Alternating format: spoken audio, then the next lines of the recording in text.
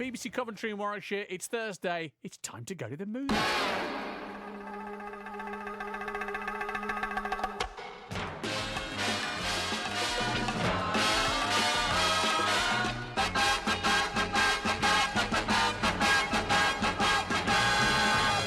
James Luxford is here from Radio Times and Metro Newspaper. Hello, James. Hello. Good to see you. I can't tell you how I'm feeling about this this afternoon, because it was a bit like Toy Story 4, partly dread because you think I really want this to be good, but partly excitement because it's the Lion King live action. So just tell us what you think, tell us what you saw, and maybe just as a starting point, obviously the original movie, 1994. Yep. Was an animated movie. It's an animated movie made $900 million worldwide in 1994, and how about this? $500 million just on VHS tapes. No way. That's more than a lot of films make now. Right. And of course, I have a copy of that VHS tape. Well, you contributed to it. And this is a computer-animated remake of the 1984 film about a lion cub named Simba who must reclaim his place as king of the Pride Lands from the evil Scar. Life's not fair, is it, my little friend? While some are born to feast, others spend their lives in the dark.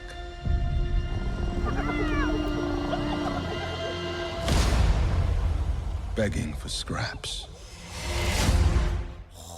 Got you already, hasn't it? Yeah. I've looked at a couple of reviews of this already. Some critics have really picked this apart, and I thought, no, I'm going to wait and see what James thinks of it. Well, firstly, there's kind of an issue because it's a live action film, but it's completely animated.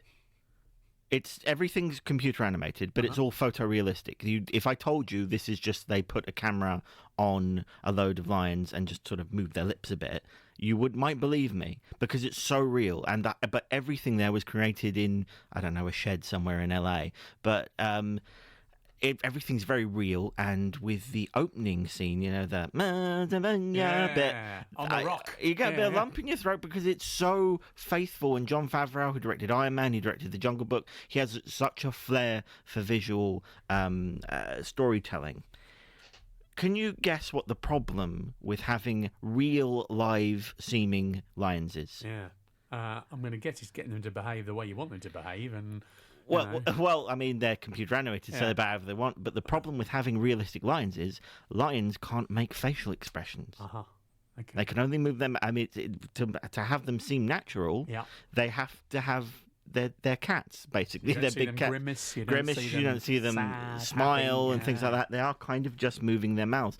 And while this isn't so much of a problem in like the opening scene and certain, combat scenes and speeches, particularly with Scar, because he's supposed to be quite a dour character. He's quite a dark character. Yeah. Isn't he? Yeah. Songs and certain moments that are supposed to make you feel something. Now, if you've seen the original film, you'll know the stampede scene is the big moment.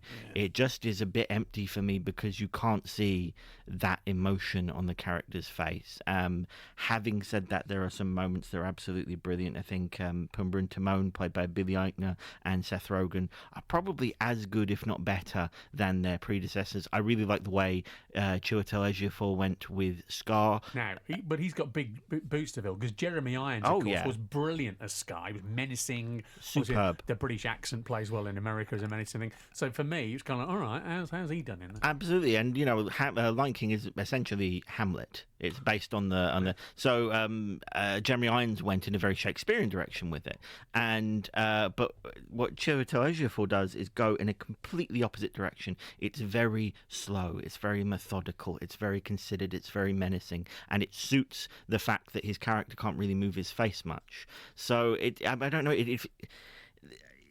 So many of these live action remakes are like very good cover versions of songs. If they're too good, you kind of may as well have been listening to the original song. And here, I feel like there are moments that are absolutely superb and jaw-dropping, and will be enough if you just want to feel like you did when you saw the first one.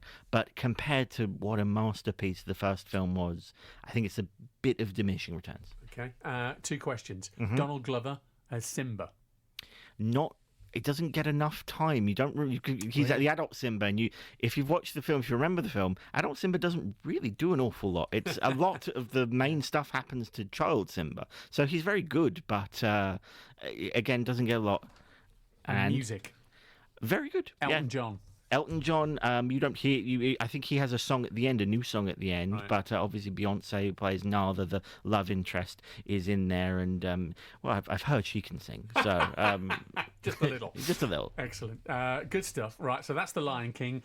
One other suggestion this week, which bearing in mind England's cricketers and the World Cup final last Sunday, very topical. Very perfectly timed. The Edge, a documentary about the England cricket team from 2009 to 2013 and how they rose from the depths of the world rankings to become the world's number one. Forget what you think you know. Test cricket is a battle between time and the mind. I've got a problem with the way you practice, the amount you're drinking. Things needed to change. We needed a plan. The target, to be the first England team to reach number one in the world. If you're into cricket, I bet you'd find it really fascinating. If you're not, is this a bit specialist? I know my way around cricket. I know the big names. I know the big sort of headlines. And I wouldn't call myself an expert, but I followed this and I really enjoyed it. I think what they do really well is to convey the human aspect of the team mentality and also the theatricality of cricket. I've never seen it captured so well.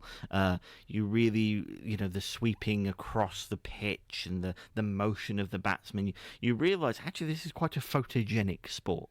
And I think like all sporting documentaries, you have to convey why this matters to someone who doesn't know anything, and that's what The Edge does really well. And in terms of the key players, in inverted commas, obviously in this one, Andrew Strauss was the captain at the time.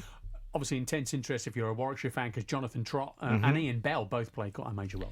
Yeah, they do, and I think there is a really interesting discussion of the mentality and concentration it takes to be an elite athlete, getting inside the minds, getting inside the controversies and the disagreements that you maybe don't see when people just walk out to play a game, and that's the real power of it. Good stuff. James, good to see you. Appreciate it. Thanks very much indeed. James Luxford, Metro newspaper, Radio Times magazine, for his reviews every week and every Thursday on BBC Coventry and Warwickshire. BBC Coventry and Warwickshire Travel.